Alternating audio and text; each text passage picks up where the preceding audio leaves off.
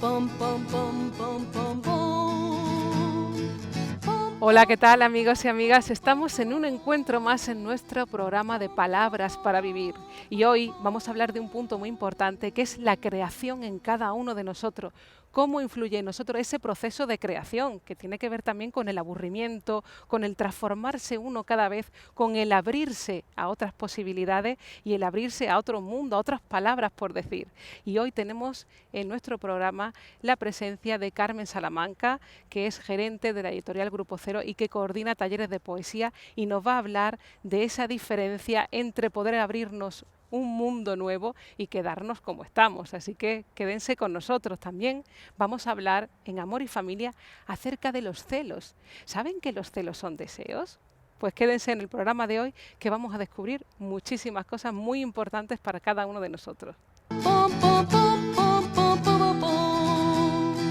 Pom, pom, pom, pom, pom, pom, pom.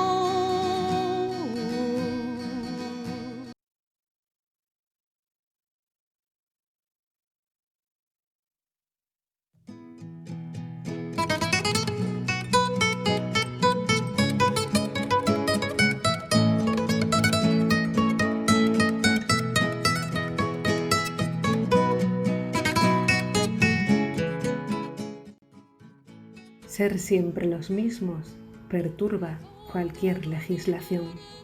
Hambriento, entrechocó los dientes de alegría, de alegría.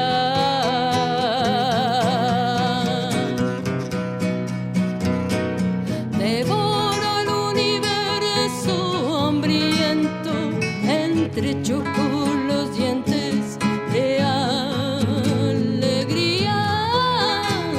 de alegría.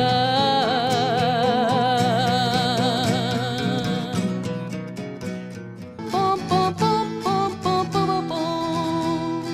Pom, pom, pom, pom, pom, pom, pom.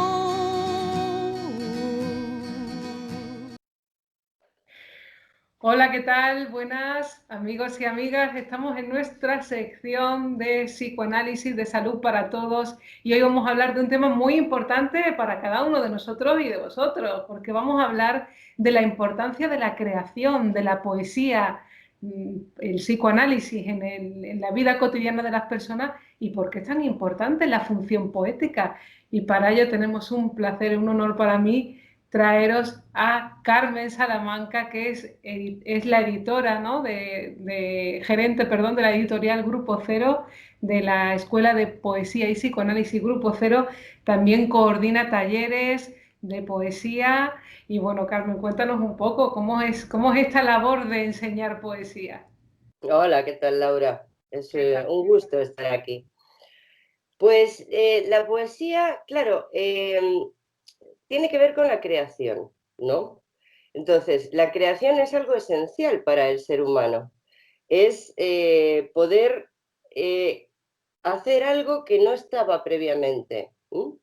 Entonces, esto te digo porque en la poesía está un poquito como en el colegio nos enseñan versitos, nos enseñan así, algo que parece algo que no es fuerte, no es potente, es algo así como innecesario. Pero no, todo lo contrario, porque mira, uno vive la vida de las palabras que conoce. Si yo solo sé que hay un azul, me pierdo un montón de tonalidades. Hay azul claro, azul oscuro, azul marengo, azul, ¿no? Entonces, cuantas más palabras conozco, más vida tengo, ¿no? Más posibilidades tengo. Es ampliar el imaginario. Entonces, para escribir poesía hay que leer poesía. Y eso te abre un mundo increíble. Es un mundo mucho más grande del que cualquiera de nosotros tiene. A través de la lectura podemos conocer vidas, de vivir aventuras que no sabíamos que podíamos vivir, ¿no? Entonces, para el sujeto es muy importante porque Freud dice que el niño juega, pero el adulto, cuando ya tiene una edad como nosotros, está mal visto eso de coger un caballito y ponerte aquí a estar todo el día jugando, ¿no? Pero el ser humano nunca renuncia a algo que le haya dado placer, ¿no? Entonces, la manera del adulto de poder jugar es jugar con las palabras, fantasear, bueno, usar la imaginación en realidad, ¿no? Escribir poesía es precisamente eso, jugar con las palabras, ¿no? Porque en la vida real yo no puedo decir, ¡ay, qué cielo más cuadrado! Pero en el poema sí puedo decir cielo cuadrado.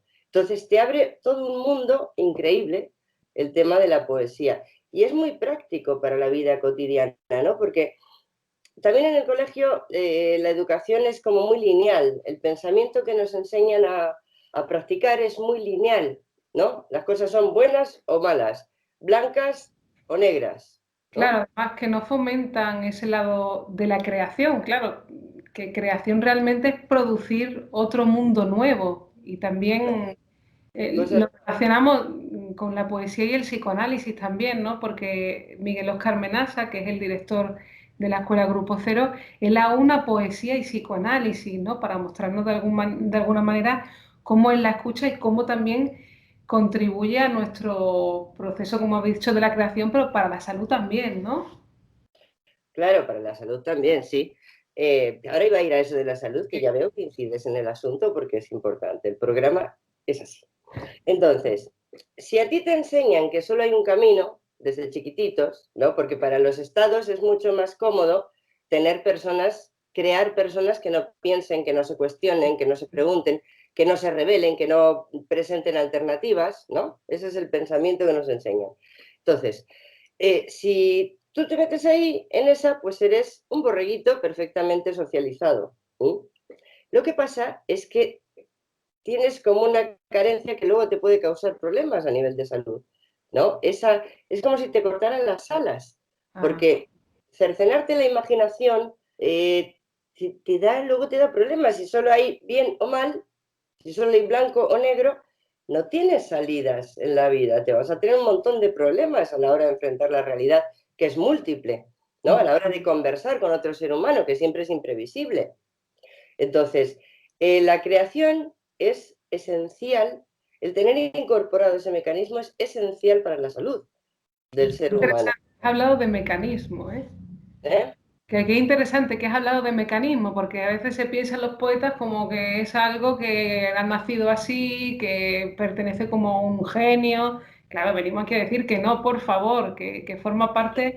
No, es un trabajo, es un trabajo como para aprender a escribir las letras hay que hacer un trabajo, para aprender a hablar hay que hacer un trabajo, ¿no? Para aprender la poesía, a escribir poesía, a escribir un cuento, una novela, sí, hay que hacer un trabajo, nadie sabe, nadie nace sabiendo.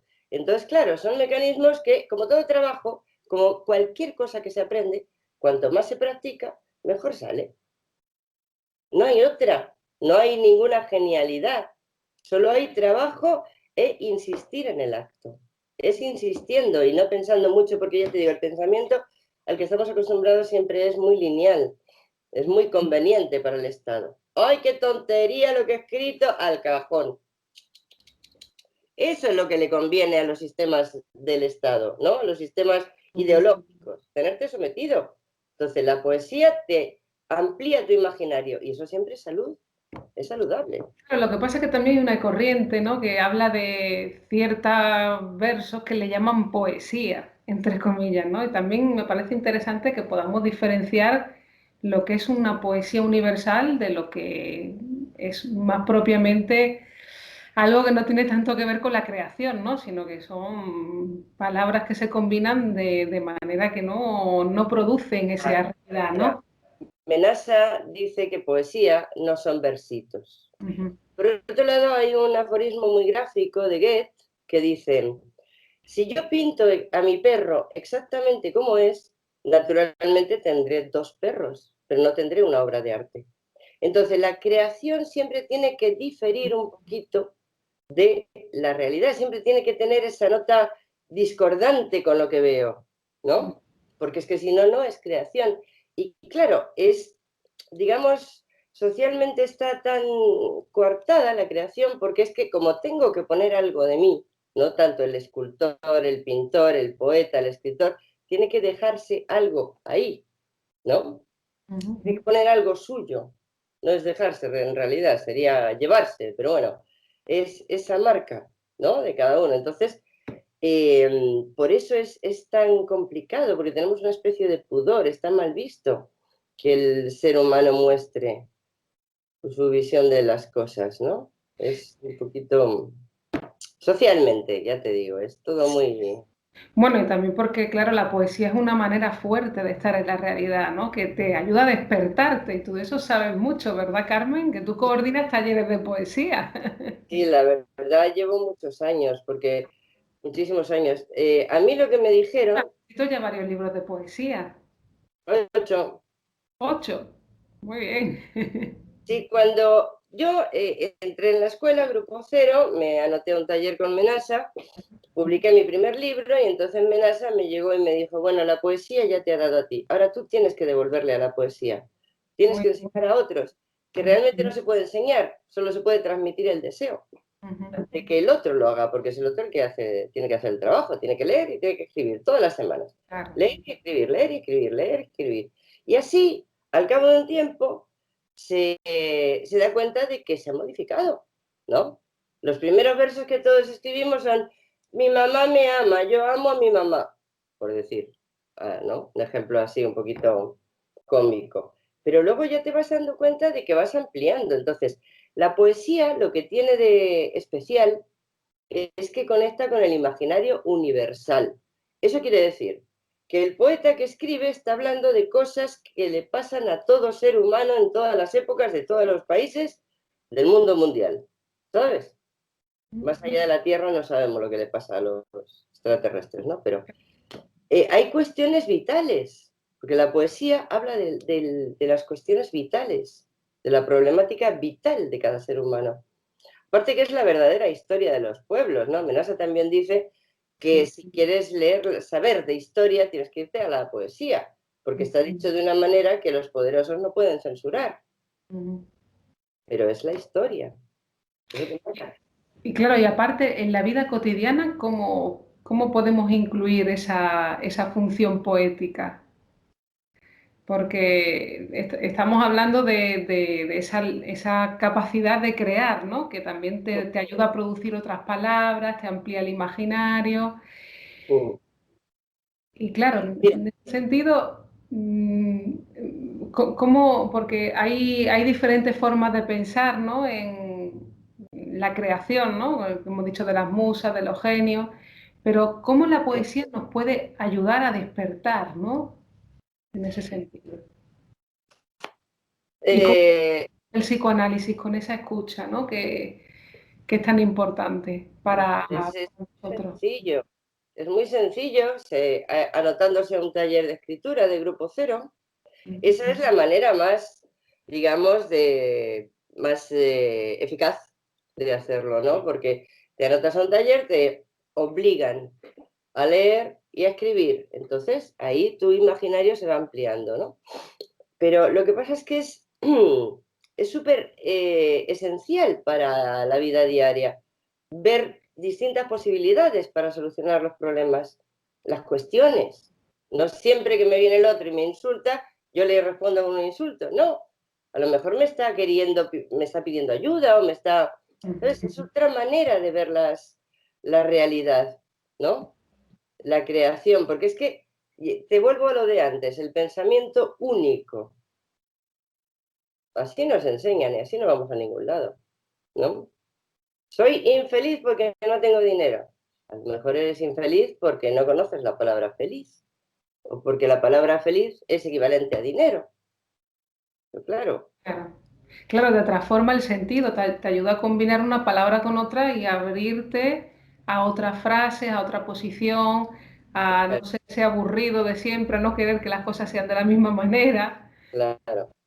Hay que tener en cuenta que en Grupo Cero la poesía, Grupo Cero es poesía y psicoanálisis. Entonces, no se pueden separar ambas cosas en esta escuela, ¿no?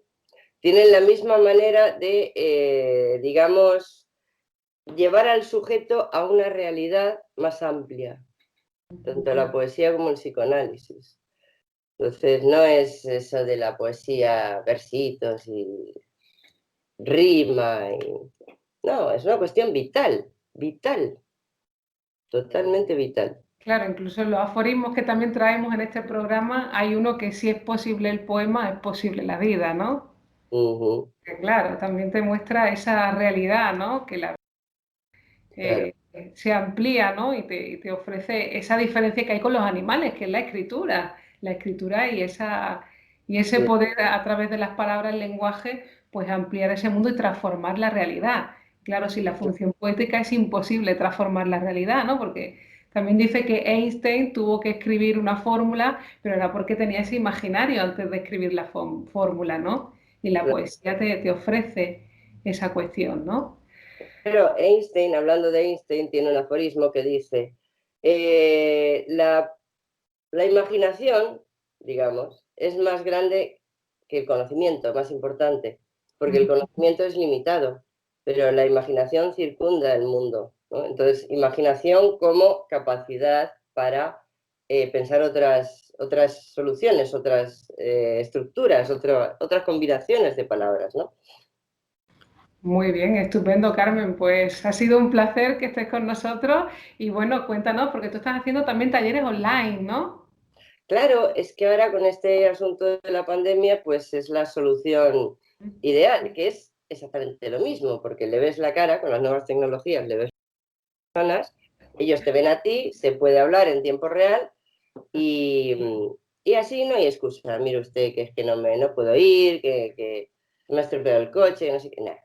Tu casita, Muy bien. ¿Y dónde pueden contactar contigo, Carmen? bueno, pues o bien a través de ti o bien con un correo electrónico muy mono, que es Carmen Salamanca Gallego, súper fácil, @gmail.com.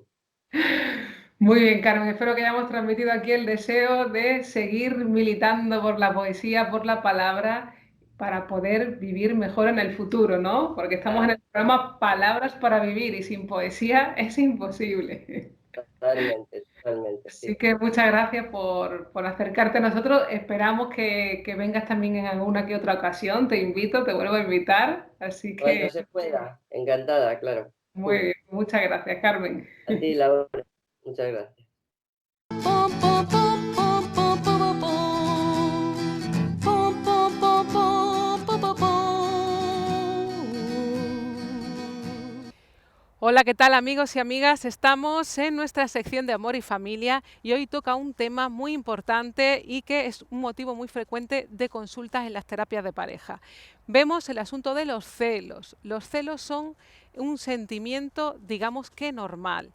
Pero, ¿por qué? ¿Por qué es normal? Porque acontece, vienen sus raíces de la infancia, es decir, los celos son infantiles y bueno, se crean en todos nosotros, se producen en todos nosotros pues con esa rivalidad entre los hermanos, porque hay un amor único que es esa mamá y cuando aparece los hermanitos siempre aparece celos. Lo que se llama esa típica pelusilla entre los hermanos, pues habla de ese acontecimiento en el que el amor es exclusivo para mí, en que yo quiero a mi mamá solamente para mí. Pero claro, esto no es una cosa infantil que se relega en el pasado y ahora en el presente no se actualiza.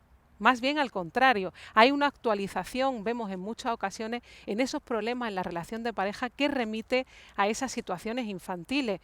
Y vemos que es tan perjudicial para la relación que puede producir pues una crisis importante e incluso a veces ha llegado hasta separaciones. Pero bueno, traemos un apunte también importante que los celos se pueden solucionar. ¿Por qué? Porque los celos hablan también de ciertos deseos que hay en nosotros. Sí, amigos y amigas, deseos que hay en la persona. ¿Y cómo se amplifica esta circunstancia que os estoy diciendo de los deseos? Pues bien, vemos que los celos hacen sufrir mucho a las personas, tanto al que los padece como la persona que es, digamos, entre comillas, víctima, ¿no? La persona que de alguna manera pues se le cela. Y claro, ¿qué podemos decir de esta situación que hemos dicho de que son deseos? Por ejemplo, cuando hay situaciones en las que la pareja se va a tomarse algo con los amigos o las amigas, y ahí vemos que cuando vuelve siempre le monta una escenita de celos, ahí tendríamos que aceptar una situación, y es que tal vez también en mí hay un deseo de hacer algo con algún amigo o amiga y no me lo tolero. No, digamos que los celos también nos están hablando de esas situaciones en las que en mí hay deseos reprimidos que yo no puedo, tal vez por mi idea de pensar el amor, que para mí el amor es como una posesión, como que tiene que ser por unos cauces determinados y hay deseos en mí que yo no tolero y que de alguna manera los proyecto en la otra persona. Y claro, no reconozco en mí mismo esos deseos, pero tacho a la otra persona pues de que está haciendo algo con los demás, le monto una escena, por no reconocer de alguna manera, no aceptar que también en mí hay ciertos deseos de realizar otras actividades, de hacer otras cosas con otras personas y que no los puedo pues aceptar. Y se sigue manteniendo esa relación como si fuera un amor único. Y también es interesante en esta cuestión de los celos porque hemos hablado que los celos en todo el mundo están, ¿no? Vemos también que ocurren entre los amigos, en el trabajo, en la pareja, ¿no? Pero también es interesante que hay diferentes grados de celos, ¿no? Porque eso que hemos dicho, los celos normales, habla de ese sentimiento de posesión también con el otro y habría que revisar esas maneras de pensar el amor.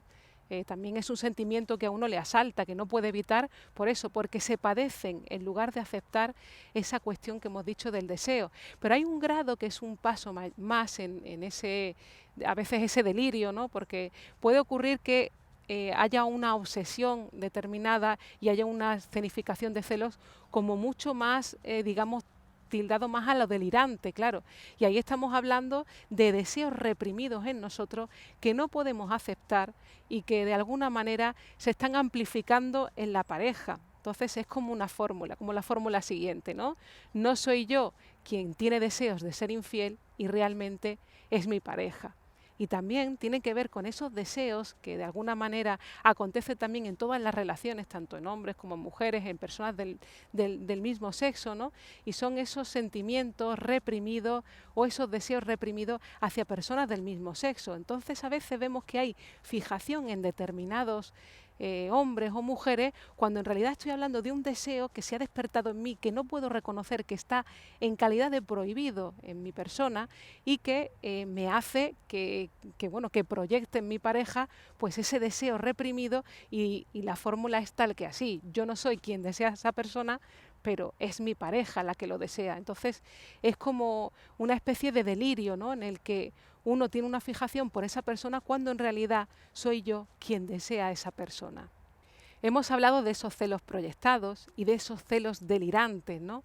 Entonces es importante que acudamos a una persona, a un profesional que pueda ayudarnos a escucharlo, porque como hemos dicho, los celos hacen sufrir mucho a las personas y hay que revisar esas ideas que tenemos acerca del amor y cómo de alguna manera, cómo se magnifican en nosotros, cómo se escenifican ciertos deseos que no podemos tolerar. Entonces, si cada vez que nuestra pareja se va con otra persona, o no tiene que ser persona, a veces es un trabajo, es un hobby, es algo que le gusta hacer, y siempre lo ponemos entre la espada y la pared, como para que elija entre esa persona, entre esas actividades y yo, eso tendríamos que revisar si realmente eso es amor, ¿no? Ahí estamos hablando de un sentimiento de posesión, de querer que seamos esa relación única, ¿no? Que habla de esa posición infantil con la mamá, ¿no? Claro, y también vemos cómo en la terapia de pareja, a través de esas relaciones transferenciales, vemos cómo se escenifica toda esta cuestión de esa posición infantil de los celos. Porque vemos que a veces en la pareja ocurre que empiezan a poner impedimentos para que acuda a su sesión, escenifica también una escena, ¿no? Y vemos que ahí es donde se puede aprovechar para interpretar esa cuestión que tiene con las relaciones, que es ese padecimiento que hay con el deseo y con la forma de amar. Es decir, que esto se puede repetir en todas las situaciones y amplificar, porque tenemos que tener en cuenta que una cosa es la realidad de fuera, es decir, no puedo ir a contratar a un detective privado, ¿no? Para averiguar lo que está haciendo la otra persona. Ya eso sería, pues incluso llegar al orden de lo delictivo, ¿no? Sino que tenemos que ver que en esa persona está hablando de algo que le ocurre, ¿no? De algún deseo que no puede, digamos que poner en palabras y lo proyecta en la otra persona. Entonces es importante, tanto para la otra parte de la relación, no caer en el sentido de tener que contarle lo que has hecho con otra persona, de decirle dónde estás a cada momento, tener que hacer una videoconferencia, mostrarle las claves, etcétera. No es del orden de que yo te quiero más porque dejo entrever todas mis intimidades, ¿no? Porque también es importante que cada persona tiene que tener intimidad, ¿no? Es decir, yo he elegido a alguien de manera libre, ¿no? Y cuando ya estoy en ese sentimiento de posesión, tengo que revisar que tiene que ver con esas posiciones infantiles. Entonces no es cuestión de yo darle pruebas de la realidad al otro de lo que estoy haciendo y así se queda tranquilo o tranquila. No es de ese orden, porque tiene que ver con su realidad psíquica, con las cuestiones que tiene que ver con su mundo interior, con esos deseos que se producen en la persona de esa manera determinada, ¿no? Entonces tenemos que tener en cuenta que no tenemos que ir a la realidad a cambiar nada, sino que hay que hacer una revisión de los deseos de cada uno y de cómo se escenifican en las personas pues estas cuestiones reprimidas que tienen que ver, una vez más, como hemos dicho desde el psicoanálisis, con ese entramado inconsciente que tiene sus raíces con las posiciones infantiles de las personas. Así que, bueno, espero que os hayamos abierto aquí un haz de luz a estos celos que están hablando de deseos que hay en nosotros. Pom, pom, pom, pom, pom, pom, pom. Pom, pom, pom, pom, pom, pom, pom.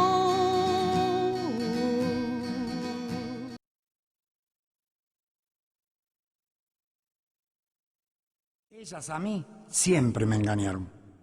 Cuando había un dolor, lo engrandecían. Cuando había una alegría, la empequeñecían. Todo gran triunfo siempre era casi nada. Todo fracaso conseguía en su decir ser el peor de todos los fracasos del mundo. Cuando gozaba como una verdadera loca de amor, radiante y encendida, decía, está bien, no fue tan malo.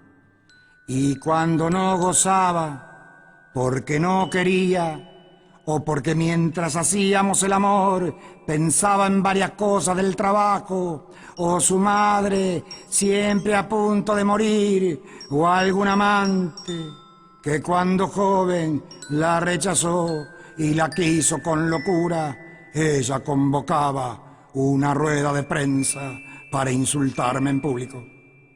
Para decirle a todo el mundo que mi propia impotencia era responsable de su propia locura. A veces, solo para engañarme, salía con sus amigas, pero a mí me decía, he conocido un hombre elegante y culto, hoy querido, cenaré con él. Con el dinero, siempre me decía que no le alcanzaba para nada. Después, para mantener el engaño, el dinero que le sobraba a fin de mes lo regalaba.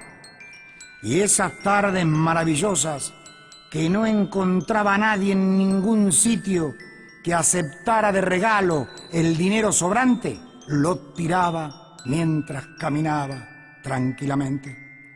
Y hacía pequeñas pelotitas de papel moneda, y cuando pasaba por alguna alcantarilla, trataba de embocar en las ranuras, y cuando conseguía pasar por la rendija a alguna pelotita de papel moneda, se divertía como loca y gritaba, he triunfado, esta vez he triunfado. Cuando volvía de esos delirios del papel, abría su cartera vacía sin un céntimo y me decía, te dije, querido, varias veces, el dinero que me das no alcanza para nada. Esto ocurría alrededor del día 25 de cada mes. Yo mucho no entendía y la miraba tal vez, sorprendido de que el dinero no alcanzara, y sumiso, metía mi mano en el bolsillo y le decía, aquí tienes, querida, 200 euros. Y ella, siempre encerrada en sus pensamientos, y con 200 euros, ¿qué quieres que haga? Tal vez que te compre alguna puta inglesa. Querida, le dije, una puta no creo, pero alguna blusita, un caramelo. Y ella, inefable, maravillosa, loca, me dijo, 30.000 pesetas. Es lo que tú ganas en 15 minutos de trabajo. Vaya mierda lo que me das. Y ahí no fue donde le pegué, o quise matarla, al menos en parte. Volví a meter mi mano en el bolsillo y de un sobre con 10.000 euros destinado a una de mis amantes, tomé 1.000 euros y al dárselos le dije: yo solo trabajo para ti, querida. Y ella me sonreía mientras tiraba los 1.000 euros por la ventana abierta, al aire, al porvenir del aire, al ansia de volar, a la alegría plena de la libertad.